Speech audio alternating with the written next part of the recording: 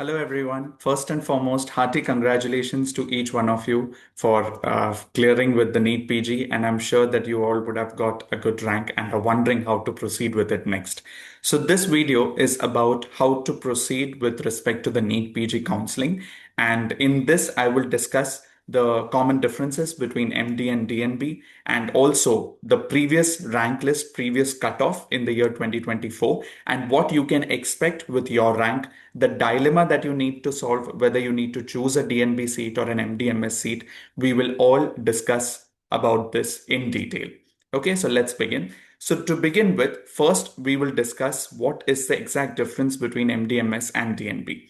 If you look at this chart, what I'm displaying here, MDMS is awarded by the medical college or the university, whereas DNB is awarded by the National Board of Examinations that comes under the Union Health Ministry. The training location for MDMS is usually a medical college with structured academics in good medical colleges. Of course, there may be many medical colleges which just exist on paper, so it is important to differentiate that. Then DNB training location is usually in NB accredited hospitals all over India. If you look at the academic focus, in MDMS, they usually have a strong academic teaching and research oriented, whereas in DNB, it is more clinically oriented. But of course, it varies with the hospital that you're taking. For example, if you take something like LV Prasad for ophthalmology, it is also research oriented and more academic oriented also. So it depends upon the hospital, but this is just a general idea.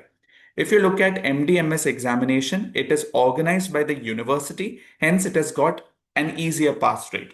Whereas DNB is more centralized, more standardized, it is tougher, has got a lower pass rate, but it is slightly improving over the last few years. Important thing that you need to remember is that your MDMS examination may happen within your university itself. Whereas in DNB, if you're studying in a hospital, let's say in Delhi, you may have an exam in Kolkata also. So that is the problem with DNB, where communication with the patient becomes an issue, especially for the final examination. So that is a drawback for the DNB examination. If you look at the prestige and perception, both are nearly equal, but traditionally, more conservative approach would say that MDMS has got a higher prestige, but definitely MDMS and DNB are all considered equal. DNB is sometimes considered as less in certain circles, but you need not bother about it. It is highly respected in the international as well as in the private sector, as you can see here. Moving ahead, if you look at career opportunities, MDMS has got an advantage of teaching or research jobs, but nowadays even DNB has become equally eligible for teaching, and it is highly regarded for practice, especially in corporate hospitals. In corporate hospitals, if you see the people who are involved in hospital management or the HR, they are much aware about DNB programs and how it is difficult to clear it. So they have a bigger confidence on the candidates who are DNB pass outs than compared to MD. But of course, both are regarded equally important and equally good.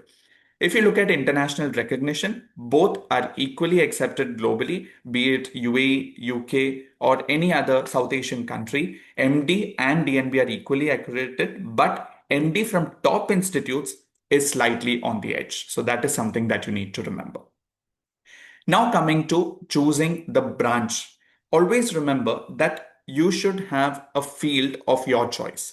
Let's say you like radiology or you like dermatology or you like pediatrics or general medicine. If you like that field so much that you're not willing to compromise it, then go for the field and don't choose for the college.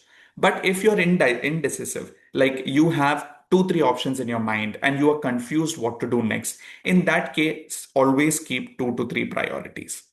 When you keep two to three priorities, you have the freedom to choose the college you want.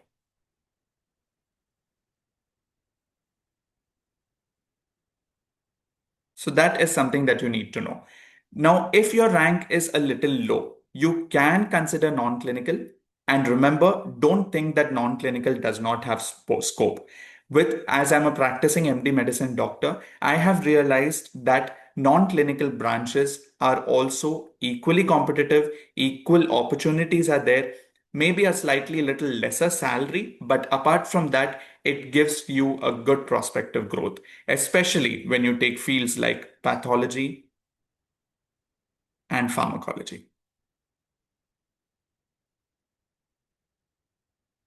Choosing a field like pathology and pharmacology always gives you a freedom to join medical institutes, or if you choose pharmacology, you have an option to, pursue a fellowship in diabetology and then go for clinical practice. So there are different ways by which you can make a non-clinical branch into a clinical branch. So that is something you need to know, and it definitely has a high scope. Even as a pharmacologist, if you join a very multinational company and take part in their research trial as a chief medical advisor or research analyst, it gives you a great growth and great prospect for your future. So do not regard non-clinical as completely not in the list for you, because non-clinical branches also have a high scope. Now let's move on to the main part, that is the NEET PG cutoffs. First, we are going to discuss the MDMS cutoffs, especially in the round one, and we are going to discuss the closing ranks. Remember, this video I have not made for the people who are already on the top list. It is for the people who are very doubtful about the rank they've got and doubtful about the field they can choose. So this video is meant for them. So if you look at this MDMS round one closing ranks, anesthesia in the general category closed at 30,143. This is for the year 2024, as you can see here. Okay, so anesthesia closed at 30,000. Emergency medicine closed at 22,000. ENT closed at 23,000. OBGY closed at 15,913. Pediatrics 14,990. General surgery 23,184. Ophthalmology 23,854. Orthopedics 25,099. Pathology 42,273, Psychiatry 18,276, Radiation Oncology 28,618, Radio Diagnosis 4,922, and Dermatology approximately 3,800. So this was the round one closing ranks. But remember, the closing rank will have a college which is not opted for everyone. So do not think that if your rank is, let's say, 29,000 and you want anesthesia, then you waiting for that MD anesthesia seat for because it went for 30,000 last time, you will get a good college. Don't think that way. This is the closing rank for probably the least regarded college that was opted for. So you need to keep a target. So let's say if your rank is 20 to 25,000, then you can consider that probably in psychiatry, you may get a good college, or in pediatrics, or in, let's say, emergency medicine or ophthalmology, you may get, or orthopedics, you may get, but it may not be a very good college. So remember to leave a gap. If your rank is 25,000, then always opt for colleges or fields which are having 30,000, 35,000 as the closing rank. Then there is a chance for you to get a good college. So that's what I'm trying to explain. Now, if you look at MDMS last round three, this is the list where you have an All India rank in the government All India quota and also for the private or deemed colleges. This is for round three, NEET PG 2024. Look at general medicine. If you look at general medicine, 2073 was the closing rank at Gwalior Medical College, whereas in private or deemed, 82,000 was the closing rank for DY Patil Kolhapur. But of course, this list does not, like for private and deemed, this does not separate between NRI seat and management or paid seat. So you need to differentiate that. So don't look at the private seat rank list because it may be an NRI seat. But if you look at the government quota for pediatrics, again, 5714 was the closing rank at Tanjavur Medical College, and private 31,223 at Bharati Vidyapeeth Pune. For general surgery, 11,465 at GMC Amritsar, 58,879 at Siddhartha Medical College Tumkur. ENT 15,443 at Alapura Medical College Kerala, and 83,830 at Santosh Medical College Ghaziabad. Ophthalmology 11,014 at GMC Akola and 76,402 at Mahatma Gandhi Medical College Puducherry. Psychiatry 17,572 at ESIC Medical College Chennai and 55,445 rank at DY Patil Navi Mumbai.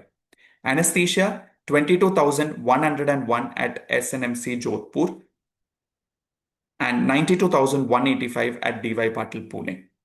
Dermatology, there was no seat in round three. Remember, dermatology usually goes at late hundreds or early thousands for a government seat.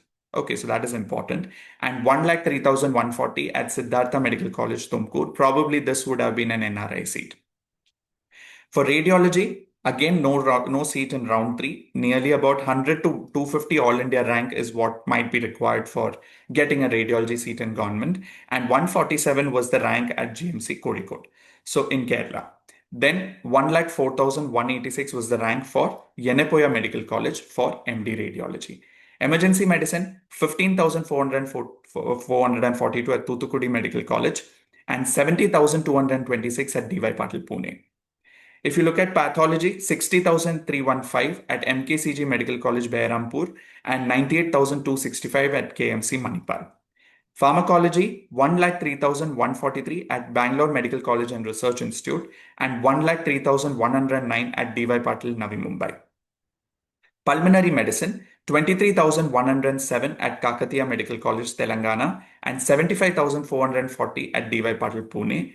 Obs Gynac, 18,950 at NAMO Silvassa, and 87,296 at DY Patil, Navi Mumbai. Radiotherapy, 28,763 at MGM Indore and 68,121 at Pravara Loni. Now, don't think that I have mentioned this in the last, that means it's the least preferred. It's not like that. Pulmonary medicine, radiotherapy, radiation oncology, these are all fields which are less regarded but are very promising. If you don't get an MD medicine seat, and if you are very sure that you want to opt for a field like MD medicine, you can definitely go for pulmonary medicine. There are a lot of things today that an MD internal medicine is handicapped at, but pulmonary medicine have an advantage. For example, performing bronchoscopy, and even they are given a preference for critical care management compared to an MD medicine. When you know bronchoscopy, things get better because you have a procedure within your field and that can give you a higher scope. One more reason why I suggest pulmonary medicine so much is because after COVID, people have started recognizing the field of pulmonary medicine. And that is why if you have a cough with a pneumonia or if you have COPD or tuberculosis, people tend to opt for meeting an MD pulmonary medicine rather than MD internal medicine. So that is something that you need to know. So pulmonary medicine is a very highly regarded field, and radiotherapy is definitely an upcoming field, and it is given due importance for it, and it is definitely having a higher scope. Now moving ahead to the DNB closing ranks. DNB closing ranks for round 1 for 2024. If you look at this, general medicine closed at 12,605, anesthesia at 30,143, emergency medicine at 22,390, ENT at 23,085, obs gynac at 15,913, pediatrics at 14,990, general surgery at 23,184, neurosurgery at 19,997, ophthalmology at 23,854, orthopedics at 25,099, pathology at 42,273, plastic surgery at 21,616, psychiatry at 18,276, radiation oncology at 28,618, radio diagnosis at 4,922. Remember, these are all a little rough ranks, okay? So different websites, different list may give different readings, but this is something which has been taken from the final counseling report, MCC counseling report for NEET PG 2024, and have compiled all the ranks together in one sheet. But of course, the variation may be there. You just need to get a rough idea as to where your rank lies, what field you can opt for, and what branch you can avail for, and what hospital or medical college you can avail for. So to summarize all of this together, top MDMS government seats goes in less than all India rank 500, the top colleges. If you look at colleges like MAMC, VMMC, RML, KEM, Madras Medical College, or BJMC, all India rank for top clinical seats go for nearly 100 to 200. So these top clinical seats may include dermatology, even radiology, pediatrics, medicine, orthopedics. So all these top fields are the ones which go at these ranks. Now, if you look at the DNB clinical seats, all India rank 15,000 to 30,000 you can get for preferred branches, be it medicine, pediatrics, orthopedics, general surgery, or gynecology. Then private medical colleges, top clinical branches usually go from all India rank 8,000 to 30,000. These private medical colleges, what I'm talking about, are the ones which are good, like which are equally academic oriented and have good number of patient load also. So All India rank 8,000 to 30,000, you can get a clinical branch for a private medical college. Non-clinical branch can go up to All India rank 1 lakh. So this is just a rough picture of the entire NEET PG rank list, which has been happening over the last 2-3 years. Now coming to the final points. The final points are, you should remember, whenever you're opting for an MD/MS seat, check for the bond duration. Sometimes even private medical colleges, they may have an attached 1 year or a 2 year or a 3 year bond. Don't be desperate to opt for a seat, especially if you have a 3 year bond, because in that time, you will be spending so much time in that medical college. Better than that would be taking a drop 1 year and preparing and getting a better college. Then for DNB, always check the hospital. This is a very important point. You can contact the seniors, you can contact the doctors who are already working in that hospital, or you can contact your mentors. They will be able to guide you better. Without searching the hospital, please do not opt for DNB, or it may land you up in a bigger trouble. And whenever you're choosing for your MD, MS, or DNB seats, always consider for long-term goals. So what is your plan? Whether to go clinical, whether to switch to academic, or whether you have a plan to move abroad. These are few things that you need to have a rough picture about. I'm not saying you should be decisive, but you should have a rough picture in your mind as to what your plan would be next. Now, coming to an important and a last and a final question. Many of us, whenever we are in the process of counseling, we get allotted with a DNB seat. And then we are doubtful whether we should wait to get a better MDMS seat or whether we should take the DNB seat. I will give you two rules, and that rules can clear your doubts. First, retain your DNB seat if it's a good hospital or a branch, and MDMS upgrade seems unlikely for your rank. If it is a good hospital or branch, retain that DNB seat. Okay, and if your rank is 30,000, 40,000, and you feel your MDMS, you won't get it, don't make the mistake of waiting. Second, wait for the next round only if you are certain about your probability for a better MDMS seat. So if your rank is, let's say, 12,000, 10,000, or 8,000, and you have already got a DNB seat, then there is no harm in waiting for the MD seat if you have checked out your NEET PG 2024 list and saw that there is a high chance that you can get it. Then you can wait. But if you have got a good hospital or a good branch, you can take for DNB. Okay, so wait for the next round only if you're certain about your probability for a better MDMS seat and are willing to risk the current security. So these are few things which I wanted to discuss. So make sure you take a wise choice, and I wish you all the very best for your future. Thank you.